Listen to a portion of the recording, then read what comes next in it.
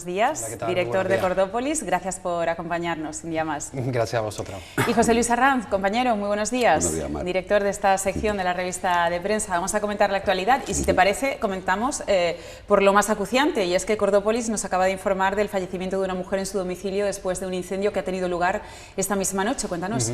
Sí, no están muy claras las circunstancias, pero ha ocurrido en Aguilar de la Frontera a las 4:30 de la mañana en una vivienda de 3 plantas en el Llano de las Coronadas. Quien conozca Aguilar de la Frontera sabe perfectamente dónde está el Llano de las Coronadas. Parece que hay un fuego que se ha declarado en la planta baja y que a través de, como ocurrió en Gran Capitán, a través del hueco de la escalera ha hecho un efecto chimenea y ha acabado afectando a toda la vivienda.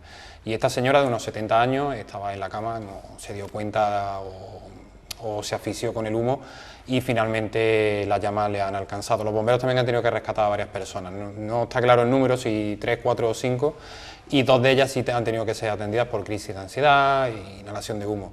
Hemos estado hablando con los bomberos de Montilla, que son los que han acudido, y bueno, nos han comentado que uno de estos siniestros tan graves llevaban años sin acudir a uno tan triste y tan luctuoso como este. Una pena, sucede por la noche, no nos damos cuenta y muchas veces, si hay, antes que las llamas llega demasiado monóxido de carbono, caemos en inconsciencia y no podemos salvarnos. Habrá sido el caso Sí, lamentablemente, de esta señora. Bueno, pues después de conocer esta triste noticia, José Luis, ¿qué nos traen las portadas de hoy? Bueno, hay, como suele ser habitual, bastante variedad. Por empezar, si os parece, por el tema de los números, por el tema de la COVID, hemos visto los datos de la Junta de Andalucía. Sigue con este mismo lío, se han caído 6 de la UCI en las últimas 24 horas, personas que estuvieron en la UCI, y parece que no era consecuencia de la COVID, bueno, van bailando. Lo que sí parece que está descontrolado es el tema de los rebrotes, sobre todo en el área metropolitana de Granada, que es lo que más preocupa a la Junta, hasta el punto de que ya quien vaticina un confinamiento y que más pronto que tarde va a tener que actuar la Junta de Andalucía porque se está desbocando. Creo que ese es el problema fundamental que tiene ahora mismo la sanidad andaluza. Sí, el problema que yo creo que tiene la Junta es que no quiere dictar el primer confinamiento en Andalucía por el efecto que puede tener para los turistas y porque es verdad que ya fuera de España empieza a oírse mucho el tema de los rebrotes en España y parece que está afectando a la llegada de turismo internacional. Y luego hay otro gran problema, y es que sería el confinamiento más grande que se declarase ahora mismo en toda España, porque en Lleida creo que son 200.000 personas las que están confinadas, en la Mariña de Lugo hay 100.000 y creo que en algunas zonas de Aragón no llega tampoco a esa cifra, pero Granada y su área metropolitana son más de 400, yo creo que casi medio millón de personas las que habría que volver a confinar en una zona que sabemos que atrae a muchísimos turistas. Yo creo que es el tiempo de las decisiones valientes, que es muy importante salvar el turismo y es muy importante la economía, pero lo último que podemos hacer es que un brote de estos se acabe desbocando y nos acabe afectando al resto. Ahora mismo está muy localizado y muy focalizado en el área metropolitana de Granada. Sabemos que el que preocupa especialmente es el originado en un funeral al que acudieron muchísimas personas y que bueno, y que puede dar la cara dentro de 5 días. Mientras tanto, yo creo que todas las medidas de precaución son pocas, sobre todo porque al final es verdad que esto puede acabar afectando a Andalucía entera o incluso a otras partes de España. Decía hoy, creo que fue hoy o ayer, no recuerdo, el alcalde de Vega, del Genil, que es el municipio donde se produjo este sepelio, este funeral, que era una chica de 17 años, deportista, y acudió gente de muchísimos lugares, no solo de la provincia de Málaga. Él decía que había gente de Málaga, había gente de Murcia, había gente de Almería, porque la chica, yo no sé qué deporte practicaba, pero era muy conocida en su entorno y se juntó muchísima gente. Y él decía, ojo, porque se están haciendo PCR a la gente del pueblo que estuvo en el sepelio, pero es que hubo gente de muchas provincias que estuvo en este funeral. Así que cuidado a ver si antes de que sepamos, ya se nos ha ido de las manos esta situación. Suponemos que las autoridades habrán puesto en alerta a estas personas y que serán conscientes de que si han ido a ese funeral tendrán que por lo menos cuidarse un poquito, ¿no? Digo yo, con un poco de responsabilidad, ¿o no? Sí, bueno, lo que están pidiendo las autoridades es que todos los que hayan acudido al funeral, pues que lo digan, que vayan a su centro de salud, que lo comenten y que se le haga la prueba pertinente. Pero sabemos que esto no es del todo efectivo, que siempre se te puede escapar alguien. Creo que tanto tiempo, con todo lo que hemos sufrido, no hemos aprendido todo lo que deberíamos. Por ejemplo, de otros países como Corea del Sur, donde esto que ha pasado pues, es prácticamente imposible. Desgraciadamente vamos a perder privacidad porque la mejor manera de hacerle un seguimiento a la gente que ha estado en contacto con un positivo en coronavirus es a través del teléfono móvil. Y esta famosa aplicación que ha empezado a testarse creo que en Canarias, se debería haber aplicado ya a toda España para evitar estos posibles rebrotes. Pero esa aplicación, Alfonso, tiene su contraposición, y es que necesitas de la colaboración ciudadana. Si no la tienes, no hacemos nada, ¿no? Sí, pero es bastante más efectiva, porque quien no tiene activado el GPS, quien no tiene activado el Bluetooth, simplemente es una aplicación, entre comillas, obligatoria, que viene con el sistema Android y que se te instala en tu teléfono, y el teléfono te dice: oye, has estado cerca de una persona que tiene coronavirus, ve a tu médico. Es mucho más efectivo que tener que estar pendiente de, por ejemplo, yo creo que no todo el mundo está viendo la tele o no todo el mundo sigue las noticias para saber que si ha acudido al entierro de esta chica o ha estado con alguien que ha estado en ese entierro, puede llegar incluso a ser propagador del virus. Yo lo veo bastante más efectivo, porque es como que focaliza mucho mejor. Y luego hay otro gran problema. Yo ayer hablaba con un compañero del Confidencial que lo comentaba, y es que vivimos permanentemente en el alambre. A pesar de todo lo que nos ha ocurrido, y de hecho hoy damos una noticia de eso, no tenemos epidemiólogos suficientes todavía en Andalucía. Andalucía está a la cola de España de pruebas PCR. O sea, vivimos como en un permanente alambre en el que estamos rezando porque un rebrote no se nos vaya de las manos. Lo mismo este de Granada no es el que se nos va de las manos, pero puede que venga otro próximo, puede que alguien que estuvo en la Mariña de Lugo, pues de repente aparezca por Córdoba o aparezca por Cádiz y tengamos un rebrote, o lo que está ocurriendo también con la llegada de inmigrantes, que es verdad que muchos vienen con la enfermedad y lógicamente no respetan la cuarentena. En Córdoba se nos han perdido 2, y que sabemos que han estado en contacto, no que estuvieran enfermos, pero han estado en contacto y que podían desarrollar la enfermedad. O sea, están pasando una serie de cosas que son preocupantes para tratar de evitar lo que nadie quiere, que es un confinamiento masivo de nuevo, que yo creo que no ocurrirá. Pero creo que cualquier medida, mientras antes se tome, mejor. Hemos visto en la anterior cuarentena que quizás se tardó mucho, y de hecho es algo que se le ha criticado al gobierno. Ahora las competencias las tienen las comunidades autónomas, y ahora son las comunidades autónomas las que tienen que decidir. Bueno, incluso ayuntamientos, porque el alcalde habló de confinar por bloques, por calles, por barrios incluso, es decir, que el ayuntamiento también tiene voz y voto en todo esto, ¿no? El ayuntamiento propone, pero quien ordena es la comunidad autónoma, que es quien tiene las competencias sanitarias delegadas. Siempre las ha tenido delegadas, lo que pasa es que durante el estado de alarma quien dirigía era el mando único. Pero el ayuntamiento, es verdad que lo que se ha pedido desde el gobierno y también desde la Junta de Andalucía es la colaboración de todos los alcaldes, porque nadie mejor que un alcalde sabe qué es lo que está pasando en su pueblo o en su ciudad. Y son los ayuntamientos los que tienen que decir: oye, mira, en este bloque parece que hay sospechosos, por favor, Junta de Andalucía, ordena el confinamiento selectivo de toda esta gente.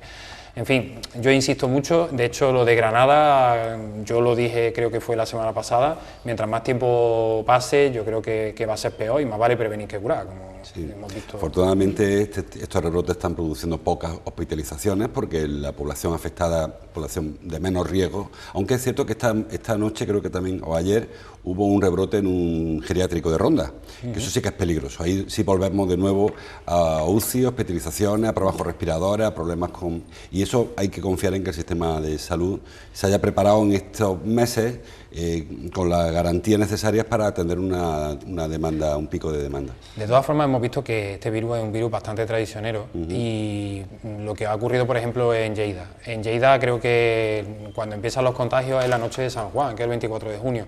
Pues ahora cuando empiezan a estar saturados los hospitales de Lleida, claro. Y ahora es cuando empiezan incluso a estar desbordados. Las hospitalizaciones llegan, pero llegan mucho más tarde de que tú detectes la llegada del virus. Incluso los fallecimientos también. En Estados Unidos, por ejemplo, que ya se ha desbocado la epidemia totalmente, creo que están teniendo del orden de 60.000 casos al día, y todavía no tienen el mismo nivel de muertos que tuvieron durante el anterior pico, pero lo esperan para la semana que viene, para superarlo incluso. Digamos que es un virus que viene con mucho retardo, y acaba afectando y acaba desmadrándose, y en fin, como tiene este nivel de transmisión tan increíblemente alto, que parece que solamente el sarampión le gana, es lo que lo convierte en más peligroso. Bueno, vamos con la información local. La información, hoy traéis todos los periódicos la apertura anunciada para el lunes de la antigua normal, de la nueva normalidad, en este caso, la normalidad de magisterio, que tarda 12 años en recuperar la actividad. No sé si estará todo el mundo contento con el uso que se le va a dar a la normal, porque no es el uso primitivo, el original, el que se previó, el de un centro ciudadano, al final es casi un ayuntamiento pequeñito, se va a trasladar el INDEC allí, se va a trasladar el CPD, como tú decías, que por cierto hacía falta el CPD, que no lo conocemos, hay unas goteras, hay una cosa de humedades tremenda, donde estaba toda la información municipal, y alguna otra dependencia de transformación digital, la de la delegación de Lourdes, que también se va para allá. Pero digo, había mucha expectación en el barrio, porque recordemos que esto nació de un Urban Sur, era una forma de revitalizar el barrio, colectivos, asociaciones, y eso se ha quedado en el aire. Bueno, claro, se llamaba Centro de Producción, no sé, era algún nombre extraño le puso Valentín Priego en su día. Y bueno, el problema que ha tenido la norma de magisterio es que ha tardado muchísimo en poder abrirse, que todavía le faltan algunos remates, aunque es verdad que ya va a poder tener uso. Son 12 años lo que sabemos de trámites, pero de obras, pero de trámites son unos cuantos más. Lo que tú hablabas de un Urban Sur de la época de Rosa Aguilar, casi del principio del mandato de Rosa Aguilar. Estamos hablando ya de casi de la prehistoria el año 99, cuando fue al final de ese mandato, sí, el 2002, 2003, cuando empezó a hablarse de esto. Y cuando ya se sabía que la normal iba a ser otra cosa. Ha tenido muchísimos problemas ese edificio, y yo creo que, bueno, lo importante es que tenga uso desde mi punto de vista, porque lo que muchos nos temíamos era que se acabara la obra y no se supiera qué hacer allí. El ayuntamiento, tampoco es que haya tenido ideas demasiado brillantes, pero no me parecen mal, ha decidido trasladar dependencias municipales. Otras cosas podrán venir después, ¿no? El INDEC estaba lejísimo, donde estaba, allí bueno, estaba también una parte en la zona esta de las Quemadas, y en Las Lonjas, que también se le había quedado pequeño aquel sitio, que es un sitio maravilloso para que la escuela de hostelería funcione de verdad. Entonces ahora se traslada aquí, y el famoso CPD, que estaba en el edificio de Gran Capitán, como has comentado, con goteras, los que hemos podido entrar allí con los cables colgando, que algún día siempre lo decíamos, ¿no? Y con intenciones de mudanza de tiempos, desde tiempos inmemoriales, sí, porque se iban a trasladar también a las oficinas del Arcángel. Sí, estaba previsto, al final eso no llegó a buen puerto, y bueno, pues al final... Al final aquí a la normal. Yo creo que le van a dar mucha vida al barrio. Sabemos que al sector sur lo que le hace falta son iniciativas privadas y un poco de recuperar la vidilla que tenía antes. La normal le dio mucha vida al barrio en su momento, muchísimos estudiantes que, bueno, que consumían, vivían por aquí cerca, etcétera, etcétera, y yo creo que ahora la presencia de trabajadores municipales también va a ayudar. La puerta está abierta para que se instalen allí empresas, creo que es un edificio maravilloso para muchas cosas, es muy versátil, aparte está nuevo y todos los servicios los tiene allí puestos, y creo que el ayuntamiento tampoco va a cobrar mucho por los alquileres y demás, pero lo que pasa es que ahora también habrá que desenmarañar esa administración para ser un poco ágil a la hora de otorgar locales. Pero bueno, sí, va a ser un edificio extraño, ya no sabemos exactamente cómo llamarlo, y han nombrado la zona de preferencia del Arcángel. Y es que, claro, es como vestir un santo por desvestir otro. Al final estamos sacando cosas de un sitio, las volvemos a meter en otro, pero la preferencia del Arcángel se vuelve a quedar vacía. Ya no sabemos si el Arcángel finalmente se lo daremos entero o se lo venderemos al Córdoba Club de Fútbol, o qué es lo que ocurrirá, ¿no? Y lo que yo echo un poco de menos es eso, es esa falta de plan. Ahora ya, por ejemplo, la propuesta que tenía el ayuntamiento de ocupar la antigua audiencia provincial de Vallellano, yo creo que decae, porque tiene la normal para llenar de instalaciones municipales. También dijo la Junta que quería ocupar ese edificio de los juzgados, o sea, que está en litigio, y en principio es de la Junta. Es de la Junta, sí, claro. Con lo cual sería, si no la van a usar, sería el que se puede poner en funcionamiento, pero parece que la Junta pretende quedárselo. También largo me lo fiáis, o sea, también ese proyecto va despacito. Sí, tampoco piense que mañana se va a ocupar aquel edificio. No. Y hay muchísima obra que hacer en el edificio de los juzgados, hay muchísimo que renovar, es un edificio muy antiguo, muy mal construido desde mi punto de vista, y vamos, que yo directamente demolía y volvía a construir porque va a ser casi lo más barato y hasta lo más bonito. Dijo el alcalde ayer, perdona Marc, que el edificio de la normal es mayor que el de Capitulares, muchísimo espacio, la 7ª planta se va a dedicar inicialmente para ese vivero de empresas o algo parecido, y el resto pues se va ocupando, no todo de una vez, el lunes comenzará a funcionar casi todos los departamentos, pero queda espacio para más mudanzas.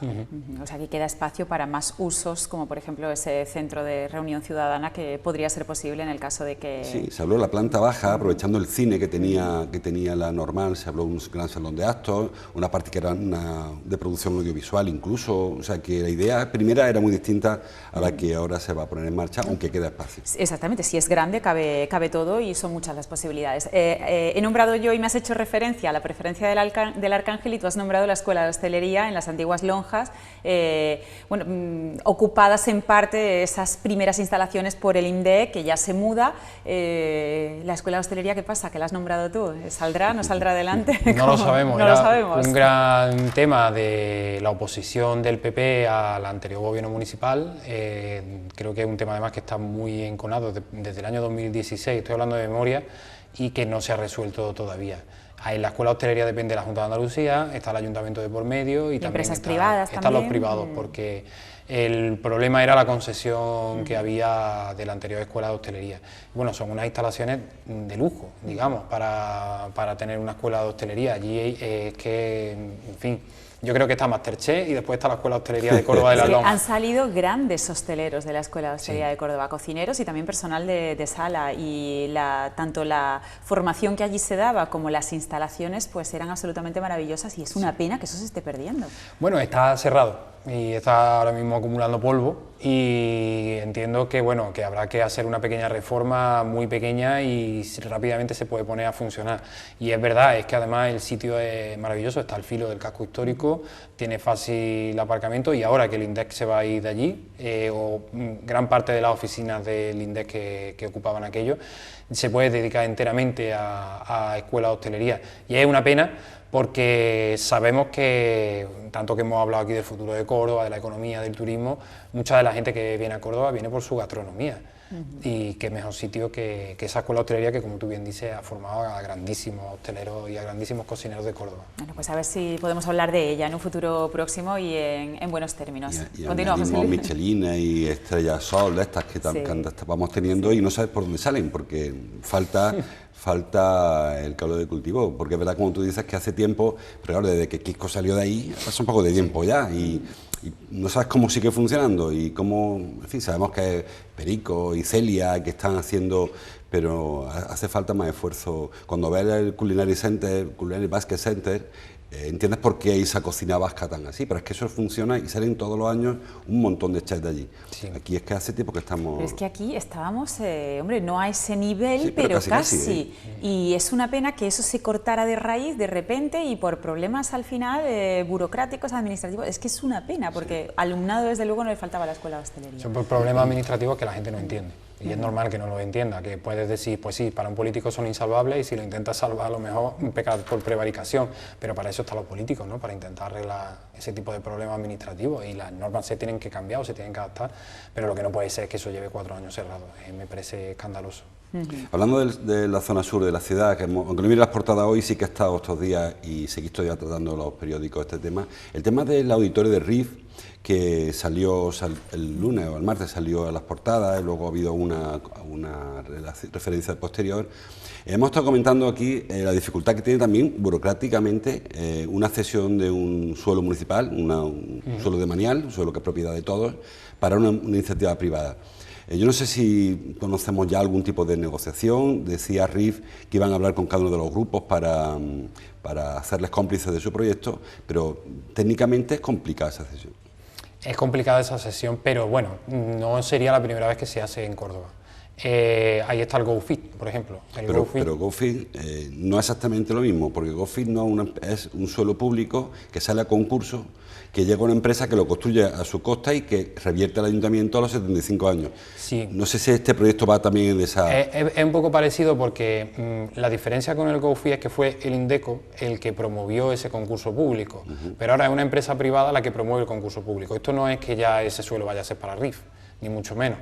Esto es que simplemente RIF lo que hace es que provoca un concurso sobre ese suelo, y ahora se abrirá el procedimiento administrativo ordinario y normal, y el ayuntamiento tiene que convocar una mesa y entregárselo a la empresa que en principio presente la mejor oferta. Puede salir perdiendo RIF en este caso. Puede salir perdiendo RIF, pero obviamente si tú has promovido un concurso y tú ya tienes, digamos, el proyecto, tienes muchísimos puntos ganados sobre el resto.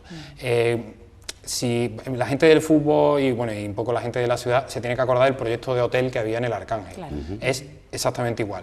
El proyecto de hotel del Arcángel no salió por otro problema, y es que el edificio del Arcángel es una única unidad. No se puede segregar y no se pueden partir partes del Arcángel para cedérselo a terceros.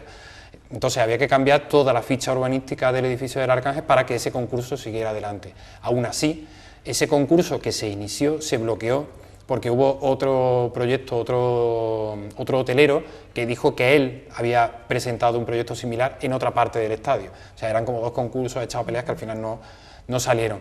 En este caso, pues yo creo que sí, que no tiene por qué tener mayor problema, aunque sabemos que nos enfrentamos a la burocracia del ayuntamiento y todo lo que entra en el ayuntamiento es digno de aletargarse durante muchísimo tiempo, pero no tiene que tener mayor problema que se convoque ese concurso público. Desde mi punto de vista, yo no construiría nada allí. Yo creo que el Parque de Miraflores está bien como está y no le metería más cosas. Yo vi la maqueta del Palacio del Sur y imaginarme esa mole construida allí hoy día me aterroriza un poco, porque competiría el edificio con la vista que tenemos de la mezquita. Yo creo que Córdoba tiene un maravilloso auditorio, y esto que voy a decir es bastante polémico, y se llama Plaza de Toros. Creo que, como está ocurriendo en Barcelona con la Monumental, y como en muchos casos ocurre también en Madrid con las ventas, hay muy pocas corridas de toros y muchísimos conciertos, y ya tiene la infraestructura construida. La Plaza de Toros necesita muy poca inversión, de hecho hasta acústicamente la Plaza de Toros no está mal, no tiene una mala acústica. Pero para es al aire libre, conciertos. Tiene ese gran defecto, es al aire libre. Se puede techar, Se puede techar, sí. Se puede llegar incluso a techar, y tiene grandísima capacidad, y ya es una obra hecha, aprovechada en una zona de la ciudad diferente a esta, y bueno, no tiene por qué ser mala. Yo temo que detrás del auditorio haya otras cosas, y que vengan otras cosas más que no tengan tanto que ver con un auditorio, sino que tengan que ver con otro tipo de intereses económicos. Pero bueno, al fin y al cabo ese suelo ahora mismo está como está, y el ayuntamiento y el privado está en su derecho de iniciar esta contratación, y el ayuntamiento no tiene más remedio que darle trámite, porque el PGOU dice que ahí lo que va es un edificio público destinado preferencialmente para convertirse en auditorio de la Orquesta de Córdoba. Eso es lo que dice el PGOU, y a eso es lo que se tienen que atener estos promotores privados.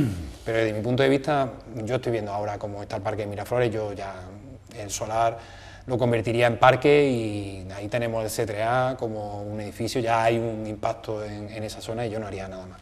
Yo no conozco el proyecto, pero ya se ha ido filtrando que aparece un hotel también junto al auditorio, que a lo mejor es lo que puede pervertir un poco el proyecto. Claro, se me parece, me suena ya reminiscencia de aquellos proyectos tan raros que al final iba una organización al lado de eso. Pues es que cómo explotar un auditorio solamente con un auditorio. ¿Cuántos conciertos necesitas hacer en ese auditorio? Un auditorio pequeño, que yo siento que es pequeño, son 2.000 localidades. Plaza de Toros tiene 15.000 asientos, verdad que pierde la mitad cuando coloca el escenario, pero bueno, te quedas con 8.000, que son 2.000. Tiene Córdoba público para 8.000, es verdad que cuando vienen grandes artistas la Plaza de Toros se llena, pero cuesta trabajo llenar la Serquía, que eso no llega creo que a 4.000, es decir, que necesitamos tanto, y un auditorio para la Orquesta de Córdoba, que está muy bien y que lo necesita, se puede explotar de otras muchas maneras. Que sea la sede de la Orquesta de Córdoba no significa que no pueda aprovecharse con otros usos. Y estamos, bueno, pues a término medio entre la Serquía y la Plaza de Toros, que es descomunal para grandes eventos, y que, bueno, eso costaría llenarlo. Y el estadio, que a nadie se le olvide que aquí hemos hecho conciertos en el estadio. Pero y pisando césped, y el estadio es municipal, y en el estadio cabe muchísima gente, y el estadio también se puede usar para grandes eventos. Yo es que últimamente soy muy enemigo de los grandes proyectos de volver al ladrillo. Es que creo que no estamos en los tiempos anteriores de volver a construir cosas nuevas. Bueno, si Córdoba tiene muchas cosas. Y del proyecto, el momento proyecto de Córdoba, esos proyectos que se quedan ahí, en no hacer nada, en la maqueta. Sí, afortunadamente esto es un proyecto privado. Aquí el ayuntamiento no está, entre comillas, hipotecando nada, no vamos a pagar 8 millones de euros por una maqueta que luego no vamos a construir, ¿no? Y sería el privado el que se jugaría su dinero, ¿no?, en si el proyecto funciona o no. Pero yo soy muy enemigo de eso, de en zonas muy sensibles construir cosas que ya se van a quedar para siempre. Y de verdad que yo he tenido la maqueta del Palacio de Congresos de Culja, el primero, porque luego el segundo, el que se cortó, incluso pequeñito, pero era una auténtica mole. Yo es que creo que nadie se hizo a la idea de lo que eso significaba en esa zona de la ciudad. Porque es que cuando tú fueras por la autovía, cuando estuvieras incluso por el puente del Arenal, lo que tú verías sería solamente el centro de congresos de Culja, que es verdad que era un edificio maravilloso, pero bueno, que al final podría acabar siendo como el centro Niemeyer de Avilés, podría ser como la ciudad esta de las artes de Valencia, que sí, que está muy bien, pero ahí se han quedado totalmente infrautilizadas. Yo últimamente apuesto porque Córdoba creo que tiene de todo por rehabilitar lo que ya tenemos. El Palacio de Congresos, del que creo que vamos a hablar ahora. Sí. ¿Para qué vamos a construir un palacio de congresos nuevo si tenemos uno en un lugar maravilloso en el que cabe muchísima gente y en el que sale y ya está en la mezquita? Es que eso, lo único que tienes que hacer es rehabilitarlo. Tenemos tantísimas cosas cerradas. Volviendo a hablar de la infrautilización, esto del Arcángel ahora se nos queda vacío, el edificio de la Norma de Magisterio, tenemos que acabar también el centro de convenciones. No sé, yo soy muy enemigo de construir tantas cosas nuevas que luego no van a servir tanto. Yo encuentro la Plaza de Toros, la de Málaga, la Malagueta, que es propiedad de la Diputación de Málaga, tiene un proyecto espectacular para reconvertirlo en una galería comercial, en un auditorio, lo van a techar y el proyecto es súper revolucionario. Es propiedad pública de la Diputación de Málaga y Lisboa, si lo conoce, el Plaza de Toros de Lisboa también hubo una actuación espectacular y allí a lo mejor hay el año 2, 3, 4 festejos y el resto del año tiene un uso. Aquí en la Plaza de Toros nos pasa eso, que tenemos dos corridas al año y el cine de verano. Bueno, y el mercadillo de vida. Pero es que este año no ha habido ni toro, ni cine de verano, ni mercadillo de vida. Y poca cosa más. O sea, que yo creo que hay que replantearse el uso de la infraestructura y que no sean edificios cerrados para que una vez al año... Quizá el problema de la Plaza de Toros de Córdoba es que es propiedad privada y que los propietarios no le ven otra posibilidad de negocio porque no hay ni genera beneficio porque son muchos, ni tampoco genera pérdida. Creo que es una situación como déjalo estar ahí y con eso nos apañamos. Sí, pero yo creo que el Ayuntamiento podría llegar a un acuerdo perfectamente. Debería. El Ayuntamiento y la Diputación, el Ayuntamiento, la Diputación y la Junta de Andalucía, perfectamente. No creo que sea muy complejo llegar a un acuerdo con los propietarios de la plaza. Y llevarse Museo Torino allí, por cierto, que te fue una idea en su día que me parece muy interesante llevarse un Museo Torino a la Plaza de Toros, como está en otras ciudades, y el Museo Torino actual dedicarlo a otro tipo de obra de arte o de patrimonio, tradiciones, que en su día fue originariamente un museo de tradiciones. Sí, sería muy interesante, junto al Zoco, por cierto. Bueno, vamos con el... Bueno, cuántas ideas, cuántas ideas. De Sí, hecho, ya se sale de la actualidad, pero me encanta que se genere debate y que hombre, pues pongamos nuestro granito de arena en intentar mejorar la ciudad, que no está mal. A las próximas elecciones nos presentamos. Eso. Bueno, la foto del diario Córdoba en el papel, en versión digital hay muchas otras fotos, la firma a J. González. La del día es de Juan Ayala para la reforma del Palacio de Congreso. Hubo una visita, creo que fue el martes, cuando acudió Antonio Repullo junto al delegado al Palacio de Congreso a ver cómo va la obra, con el plazo cada Omar de 2021. Un Palacio de Congreso que va a quedar muy bien. Yo no conozco el proyecto al final, pero tiene muy buena pinta sobre todo de la multifuncionalidad del Palacio de Congreso. Hablamos antes de la necesidad de que Córdoba tenga un gran auditorio. No van a venir grandísimos congresos a Córdoba, está claro que quien quiera un congreso grande se va a ir al IFEMA, se va a ir a Barcelona o a Sevilla, porque hay aeropuertos, hay muchos hoteles, hay otra infraestructura. Córdoba, para traer un congreso de 3.000 personas, sería una locura. Una locura trasladar personas con taxis, con coches. Creo que me parece que cada cual tiene que llegar a su nivel. Y Córdoba está para congresos medios. Y congresos medios este palacio va a quedar espectacular. Sí, yo sí conozco el proyecto y el palacio va a quedar de manera impresionante. Ya la primera fase es preciosa y es muy bonita. El auditorio que se ha construido es increíble. A mí me encanta, por ejemplo, este detalle de que se abra una ventana y se ve la muralla califal. Creo que el proyecto está respetando mucho el juego que se hace con el pasado de la ciudad, a ver si de verdad se pueden interpretar bien todos los restos que van apareciendo en el Palacio de Congreso. Se van a interpretar e integrar, que está muy bien. En la cafetería han aparecido restos medievales que también se van a conservar. Me dice Alejandro que no tiene mucho valor, ¿no? He leído, Alejandro Ibáñez. Bueno, a ver, no tiene mucho valor en Córdoba. Unos restos medievales que pueden ser del siglo XV, pero imagínate que aparecen unos restos del siglo XV en Nueva York, no sé, o incluso en Londres, ¿sabes? Tienen muchísima importancia. Pero todo el patrimonio que se pueda preservar y mostrar e integrar dentro de edificios, bienvenido sea. Sí, nos enriquece muchísimo. Y sobre todo porque además al turista, al congresista o incluso al cordobés que quiera utilizar ese Palacio de Congreso, le ofrece un recorrido por la historia de la ciudad. Es que en el Palacio de Congreso también está todo, hay restos romanos, hay restos árabes, hay restos cristianos, como los que hay ahora, y bueno, esta intervención contemporánea. Los patios, la cúpula que se ha puesto en el patio azul, a mí me parece increíble para celebrar como esa antesala al auditorio, ¿no? Como esta sala. Y luego es verdad que es un laberinto de salas de distinto tamaño, el que hay repartido por todo el centro de convenciones, por todo el Palacio de Congresos, perdón. E incluso el proyecto, hasta donde yo sé, tenía una salida a un patio, que ahora mismo es un desastre, ese patio que se comparte, que linda con el Palacio Episcopal. Y con la Filmoteca también, ¿no? Y con la Filmoteca, dan a esa salida. Entonces eso va a ser como una especie de jardín de zona verde, donde también hay muchísimos restos arqueológicos, pero que es una zona muy desconocida en una manzana. Donde están los baños califales, que hay exactamente lo que era el Palacio del Califa antiguo, que es una escombrera ahora mismo aquello. Eso es. Y eso no lo conoce prácticamente nadie en la ciudad. Iban a abrir una calle incluso, la idea era abrir una calle para que se pudiera pasar desde la mezquita hasta los mártires por esa calle, que sería una calle arqueológica, sería una calle rodeada de la muralla del Palacio del Califa, lo que queda de allí, sería una maravilla también. Sí, y una especie de nuevo parque, de un pulmón, porque es verdad que la judería, si de algo adolece, es de una zona de sombra, en la que vienen los turistas y están dando vueltas sobre el mismo sitio, no tienen una zona de descanso, más allá de meterse dentro de una cafetería. Pues eso también forma parte de ese proyecto que se recupera y que a mí me parece muy interesante. Es una inversión gigantesca la que ha hecho la Junta de Andalucía ahí, pero que a nadie se le olvide que la reforma de este Palacio de Congresos va a costar menos de lo que nos costó la maqueta de Renculja, y muchísimo eso no menos. se nos olvida a nadie, porque la maqueta de Renculja, superar eso va a ser complicadísimo. Proyectos fallidos. De todas formas, yo prefiero haberme gastado, que no hubiésemos gastado el dinero en la maqueta y que no se haya construido, por lo que digo, a que se hubiera construido y se hubiera infrautilizado, que es lo que yo temía que podía haber pasado, porque creo que el primer proyecto valía 120 millones de euros, 140 millones de euros, no lo sé. Luego bajó a 76, si mal no recuerdo. Y luego se bajó a 76. No se hizo ninguno de los dos porque no llegó la financiación y porque estalló la crisis también, ¿no? Pero se podía haber quedado a mitad de construir, se podía haber hecho todavía, infrautilizado, o sea, yo dentro de lo que cabe, afortunadamente eso no llegó a ningún sitio, y si no el Ayuntamiento de Córdoba estaría como el de Jaén con el tranvía, se hubiera endeudado por encima de sus posibilidades. Y bueno, creo que es una reforma en la que la propia administración rectificó, porque en este proyecto estaba gente que estuvo en el proyecto anterior de Renculja. De hecho, la reforma del Palacio de Congresos se le ocurrió a Paco Tejada, que fue presidente de la Gerencia de Urbanismo. La reforma de este Palacio de Congresos, quiero decir, no la anterior, se rectificó sobre la marcha y yo creo que va a quedar bastante bien. Sí. Que hubo en su día su pique político, institucional, entre el centro de convenciones del Parque Joyero y el Palacio de Congresos. El centro de convenciones también va bien, y también hace falta en Córdoba un recinto ferial.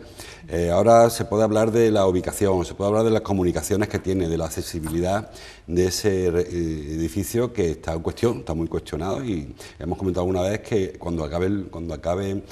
si acaba en plazo esa obra, no habrá forma de llegar al Palacio, al centro de convenciones, no estará hecha ni mucho menos la carretera que una la variante con Palma del Río, y se quedará en zona de nadie otra vez. No se tarda tanto, pero se tarda.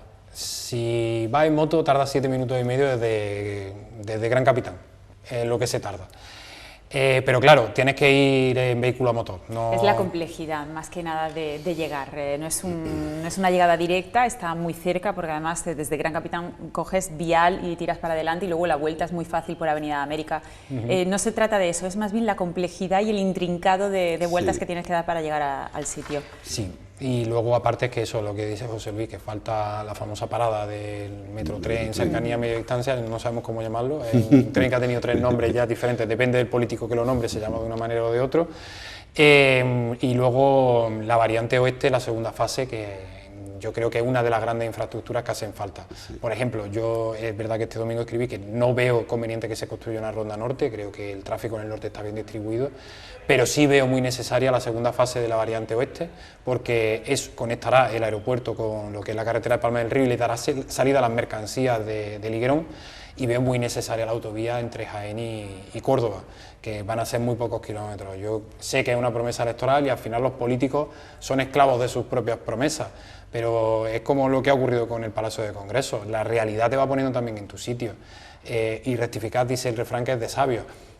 Yo no veo necesaria esa obra tan enorme que se van a construir ahora, túneles, y en los que sabemos perfectamente que van a salir todos nuestros antepasados y todos los restos arqueológicos del mundo, y que se retrasará muchísimo la obra de la Ronda Norte y se encarecerá muchísimo. Y estará Córdoba empantanada muchísimos años. Sobre todo la parte de la Somadilla, porque la otra parte del Brillante quizás se pueda resolver pronto, pero cuando llegue la autovía, la ronda hasta el Brillante, ahí se va a quedar. Ahí se va a quedar durante muchísimas décadas hasta que se pueda hacer un túnel costosísimo, por cierto, Son, creo, 1,5 kilómetros así lo que hay que horadar, pero bueno. Y son 76 Sí, 80 millones de euros en total. Sí, sí, sí. Bueno, hablando de dinero, dicen los periódicos que el ayuntamiento va a contratar a 262 personas para vigilar aforos fundamentalmente. Eso es plan aire, ¿no? No sé si ese era el objetivo o lo que esperamos del plan aire. Muchas veces cuando se hablan de proyectos de este calibre, se supone que son para ayudar a recuperar la economía. No sé si, que me parece muy bien que es para las personas que les contraten, esos 260 personas, pero no sé hasta qué punto eso realmente va a hacer que la economía repunte medio puntito, 0,1, porque no sé si será más interesante invertir en creación de empresas, en creación de puestos de autoempleo, que no en poner porteros, que es lo que van a acabar poniendo a los edificios municipales. Bueno, a mí me recuerda mucho al plan Emplea de la anterior Junta de Andalucía. Ahora se llama plan aire porque lo que te digo, depende del político que llegue, le cambia el nombre a las cosas para que parezca que ha hecho algo cuando en verdad está haciendo lo mismo que antes, ¿no? Bueno, no me parece mal porque es verdad que al final, como dice ese refrán, el trabajo dignifica, ¿no? Y creo que la gente se siente mucho más útil si está cobrando por hacer algo que cobrar directamente un subsidio por no hacer absolutamente nada.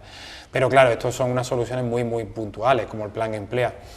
Ya vimos lo que ocurría con Sadeco, le entraban 300 trabajadores, se ponían a limpiar la ciudad, pero esos 300 trabajadores duraban 2 meses, la ciudad volvía a estar sucia y te volvían a hacer falta otros 300 trabajadores más. Que esto iban al desempleo, claro. trabajaban 6 meses y iban al desempleo otra vez. Claro, entonces yo creo, estoy muy de acuerdo con lo que tú dices, que lo que nos hacen falta son planes más ambiciosos, que estos que atenúan problemas concretos en determinados momentos, ¿no?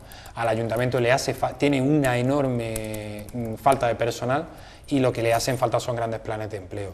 No son 300 personas para 1 mes o 2 meses que estén vigilando aforos, que también no sé dónde quedan, por ejemplo, los vigilantes de seguridad. Creo que hay una enorme bolsa de empleo de vigilantes de seguridad que tienen la capacidad, las competencias y que saben cómo hacer para tratar con masas de gente. A mí me llaman mañana, yo estoy mañana en el paro, me llaman del paro, y me dicen, tienes que vigilar el aforo en esta terraza, y yo no sé cómo enfrentarme a la gente para decirle, oye, mira, que te tienes que retirar, que te tienes que poner la mascarilla, no sé qué autoridad me confieren, ¿no? O sea, yo lo entiendo, pero es como los vigilantes de la playa que ha contratado Juanma Moreno.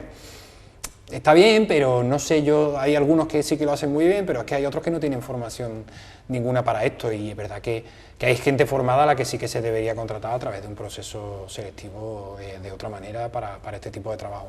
A mí lo que me preocupa, y ha incidido en ello José Luis, es que esto es pan para hoy, hambre para mañana. Es decir, utilizamos un dinero del plan aire para contratar a unas determinadas personas por un tiempo limitado que volverán a engrosar las listas del paro cuando todo esto se termine. No hay mejor manera de gestionar toda esta inversión de manera que se genere empleo de calidad, no empleo para hoy y para mañana, ¿no? Mira, se ha criticado mucho y yo siempre lo he defendido porque creo que no se entiende. Una cosa que ocurrió a principios de los años 80 en los pueblos de Andalucía. Andalucía tenía un paro rural impresionantemente alto y la gente básicamente lo pasaba mal, no llegaba a final de mes y pasaban hambre. Se creó el famoso plan de empleo rural, el famoso PER, tan denostado PER, ¿no? Que tú percibías una ayuda, pero tú trabajabas para tu ayuntamiento. Entonces, a través del PER se arreglaron muchísimos pueblos de Andalucía. Yo he visto en mi pueblo como había calles donde no había asfalto, había casas donde no llegaba suministro de luz ni de agua. Todo eso se arregló gracias al PER y fijó a la población a su territorio. Mientras tú a esta gente le des formación y sobre todo le des una labor concreta y se sientan personas importantes, yo no lo veo mal, sea una cosa como puntual. Poco a poco toda esa gente fue saliendo del PER porque nadie quiere seguir ahí permanentemente. Esta famosa paguita que tanto se ha denostado, hoy día son 460 euros que cobra durante 6 meses. ¿Quién vive con 460 euros? Nadie, absolutamente nadie. Por mucho fraude que haya, que hay más fraude en otro tipo de empleo. Pero es verdad que muchos de los que empezaron en el PER acabaron formándose como albañiles.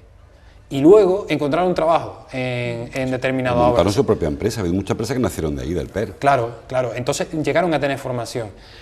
Yo sería mucho más ambicioso, no sé si desde el Ayuntamiento o desde la propia Junta de Andalucía. Sabemos que las grandes ciudades de Andalucía y también muchos de los pueblos empiezan a tener problemas de mantenimiento. Todos nos damos un paseo por Córdoba y vemos que hay zonas, hay aserrados a los que le hacen falta reparación, hay un montón de sitios en los que hace falta intervenir. ¿Por qué no volver a esos grandes planes de empleo que vuelvan a embellecer, entre comillas, nuestras ciudades? Y en Córdoba tenemos muchísimo tajo con el patrimonio, que yo estoy harto de decirlo también. No sé, estamos viendo, por ejemplo, lo que ha ocurrido con el templo romano de la calle Claudio Marcelo, que se estaba interviniendo, que durante 1 año y medio, 2 años, se ha parado la obra prevista y los jaramagos ya son más altos que las columnas del templo romano. Tenemos Regina, que está muerto de risa, tenemos el Palacio de el convento de Santa Clara, tenemos una enorme cantidad de patrimonio en la que no se invierte. O emplea a la gente en estos planes que de vez en cuando hay para limpiar el río.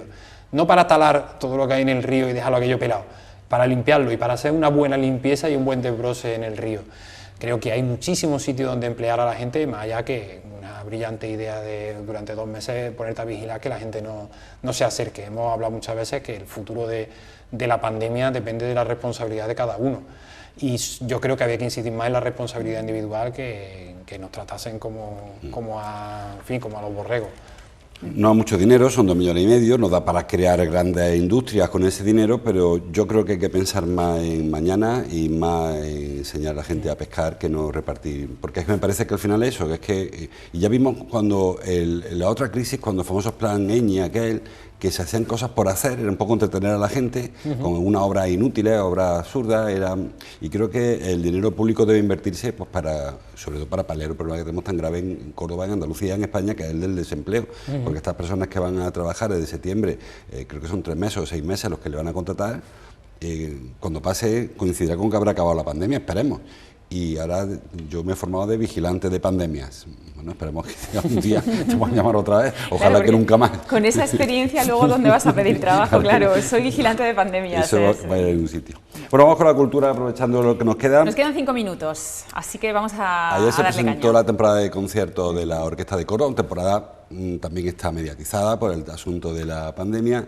Interesante, yo no soy experto en música clásica, pero dicen los que la han conocido que es una apuesta atrevida, con cosas que no son las más típicas, intentando también formar un poco a la población, al amante de la música. Bueno, ha habido últimamente cambios en la orquesta, empezamos con el cambio de gerente, al final director también, y parece que hay un aire nuevo en la orquesta. La sensación por lo menos que da es esa. Sí, y se están haciendo cosas que no se habían hecho hasta ahora. Por ejemplo, creo que esta noche va la orquesta Medina Sara, ¿no? Creo que es la primera vez que la orquesta... Quizás, sí.